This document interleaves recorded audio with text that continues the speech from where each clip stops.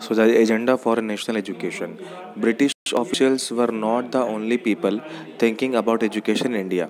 From the early 19th century, many thinkers from different parts of India began to talk of the need for a wider spread of education.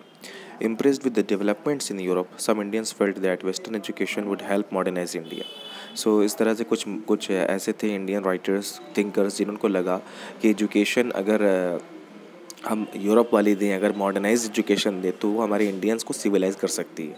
They urge the British to open more schools, colleges and universities and spend more money on education. You will read about some of these efforts in chapter 9. There were other Indians, however, who reacted against Western education. Mahatma Gandhi and Rabindranath Tagore were two such individuals. So जो Indian thinkers थे उन्होंने British को अर्ज किया कि वो schools और universities खोलें जिससे एजुकेशन और आगे बढ़ सके लोगों की यहाँ के और उनको सिविलाइज किया जा सके. उसमें से कुछ थे जिनकी अलग अलग व्यू थी और वो है महात्मा गांधी और Rabindranath Tagore. Let us look what they had to say that English education has enslaved us. ये महात्मा गांधी के अकॉर्डिंग ये था कि इंग्लिश एजुकेशन ने हमको गुलाम बना के रखा हुआ है. Mahatma Gandhi argued that colonial education created a sense of inferiority in the minds of Indians. It made them see Western civilization as superior and destroyed the pride they had in their own culture. So महात्मा गांधी का कहना था, ये मानना था कि जो colonial education थी Britishers की, उन्होंने अपने हिसाब से अपने कल्चर के बारे में दिखाया हमको जो सुपीरियर था और हमारे इंडियन जो कल्चर था वो हमें को इन्फीरियर महसूस कराया और हमारे जो एक प्राइड था उसको डिस्ट्रॉय कर दिया. There was poison in education, said Mahatma Gandhi. It was sinful, it enslaved Indians, it cast an evil spell on them. So ये गलत था, ये गुनाह थी कि किसी भी तरह से ये एक तरह का जहर था हमारे एजुकेशन, इनकी एजुकेशन में ब्रिटिशर्स की, कि वो हमारे स्टूडेंट्स को हमारे खिलाफ पढ़ाते थे. Charmed by the West, appreciating everything that came from the West, Indians educated in these institutions began admiring British rule. Mahatma Gandhi wanted an education that could help Indians recover their sense of dignity and self-respect. So Mahatma Gandhi चाहते थे कि यहाँ के लोग यहाँ के education के बारे में पढ़ें, यहाँ के पास्ट के बारे में पढ़ें, जो उनको हेल्प कर सकती है, उनके रिकवर कर सकती है उनके sense of dignity and self respect. During the national movement, he urged students to leave educational institutions in order to show to the British that Indians were no longer willing to be enslaved. So उन्होंने बच्चों से ये आग्रह किया, ये उनसे कोशिश की कहने की कि उस तरह ये लोग स्कूल छोड़ दे ब्रिटिशर्स का, ताकि उनको पता चले कि अब वो लोग बच्चे जो हैं उनके स्टूडेंट्स के वो गुलाम नहीं हैं. Mahatma Gandhi strongly felt that Indian language ought to be the medium of teaching. Education in English crippled Indians, distanced them from their own social surroundings, and made them strangers in their own lands. So Mahatma Gandhi बहुत ही अंदर से मानते थे कि जो Indian language है उसके through लोगों को पढ़ाना चाहिए. जो भी लैंग्वेज हो, हिंदी हो, बिहारी हो, कन्नड़ हो, किसी भी तरह हो, लेकिन इंडियन लैंग्वेज होनी चाहिए. एजुकेशन इंग्लिश में देना, इस तरह से बच्चों को अपने सोशल जो सराउंडिंग है, कल्चर, उससे दूर करना होता है. वो अपने ही घर में, अपनी ही ज़मीन पे पराए कहलाते हैं. Speaking a foreign tongue, despising local culture, the English educated did not know how to relate to the masses. So education जो है, foreign tongue बोलना, English बोलना, and despising local culture जो हमारा है वो ख़त्म कर देना, the English educated did not know how to relate to the masses. Western education, Mahatma Gandhi said, focused on reading and writing rather than oral knowledge.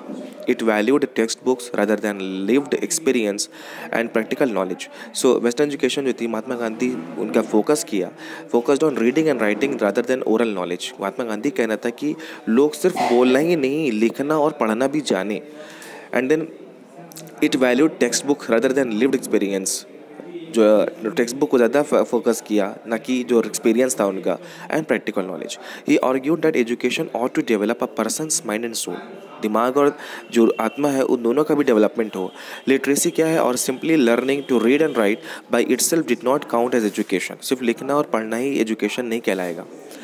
People had to work with their hands, learn a craft and know how different things operated. लोगों को सीखना होगा, अपने हाथ की कला सीखनी होगी. This would develop their mind and their capacity to understand. इससे लोग सीख पाएंगे और अपनी कैपेसिटी को बढ़ा पाएंगे. You can see Mahatma Gandhi along with Kasturba Gandhi sitting with Rabindranath Tagore and a group of girls at Shantiniketan 1940, जो ये सिखा रहे थे कि प्रैक्टिकल नॉलेज बहुत ज़रूरी है. So you can read in the book about the literacy in itself is not education. We have source free. All of you read this source 3 and see what Gandhiji said about it. As nationalist sentiments spread, other thinkers also began thinking of a system of national education which would be radically different from that set up by the British. So महात्मा गांधी और रवींद्रनाथ टैगोर की जो एक starting थी उसके through लोगों के दिमाग में सोच आई कि हमें नया एजुकेशन स्टार्ट करना होगा जिसमें एजुकेशन जो है वो इंडियन लैंग्वेज के अकॉर्डिंग होनी चाहिए और साथ ही साथ प्रैक्टिकल नॉलेज भी होना चाहिए, बट लोगों को सीखना लिखना पढ़ना ही आना चाहिए, ना कि ओरल लैंग्वेज भी ज़रूरी है। Tagore's abode of peace, Tagore's का क्या था ये एजुकेशन को लेके उनके जो व्यू थे। Many of you must have heard of Shantiniketan. Do you know why it was established and by whom? Rabindranath Tagore started the institution in 1901 as a child. Tagore hated going to school, ये तो सभी बच्चों का मानना होता है। सो टैगोर बचपन में स्कूल जाने से बहुत नफरत करते थे। He found it suffocating and oppressive, उनको क्लासरूम में घबराहट होती थी। The school appeared like a prison and for he could never do what he felt like doing. So while other children listened to the teacher, Tagore's mind would wander away. सो हर बच्चों का जिस तरह से एक क्लास में मन होता था, उनको सफोकेशन होती थी, घबराहट होती थी, वो हमेशा बाहर सोचते थे, देखते रहते थे। Notice the surrounding the trees at the open spaces. अब देख रहे हैं ऊपर जो क्लासरूम में दिया शांति निकेतन में 1930s में किस तरह से क्लासरूम बना हुआ है। The experience of his school days in Calcutta shaped Tagore's ideas of education.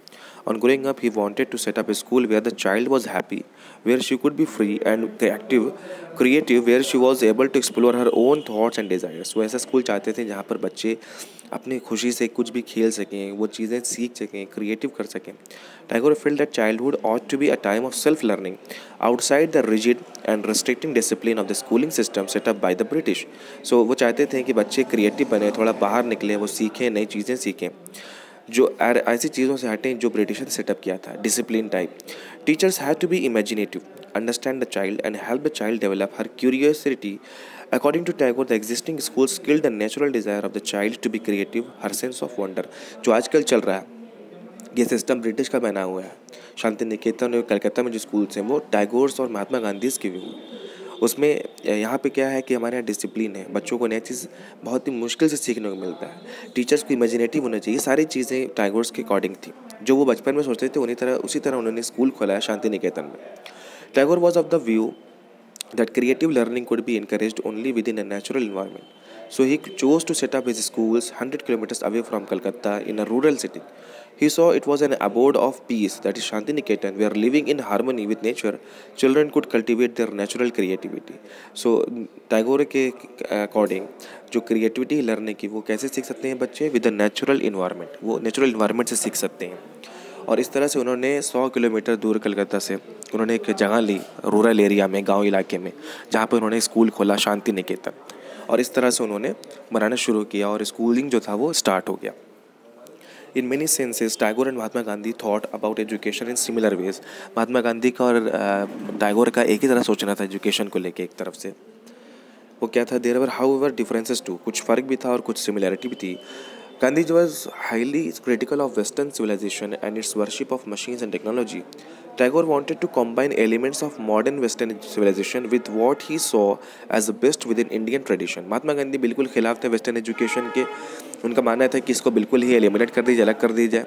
Tagore का मानना था कि वेस्टर्न एजुकेशन को हम मिक्स कर सकते हैं, कंबाइन कर सकते हैं इंडियन ट्रेडिशन के साथ, जिससे बच्चे दोनों चीज़ें सीख पाएंगे। He emphasized the need to teach science and technology at Shanti Niketan along with art, music and dance. So Tagore जो थे वो दोनों चीज़ों को लेके चलना चाहते थे। वो चाहते थे कि बच्चे जो हैं वो किसी तरह से अपने आप को इन्फीरियर न महसूस करें किसी दूसरी कंट्री में जाके। सो वो मॉडर्न एजुकेशन, वेस्टर्न एजुकेशन के साथ साथ जैसे साइंस और टेक्नोलॉजी हुआ, इसके साथ साथ वो बच्चों को आर्ट, म्यूज़िक और डांस भी सिखाते थे। So Indian plus western culture था हमारे यहाँ शांति निकेतन में।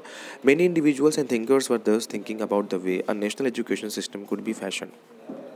Some wanted changes within the system set up by the British and felt that the system could be extended so as to include wider sections of people.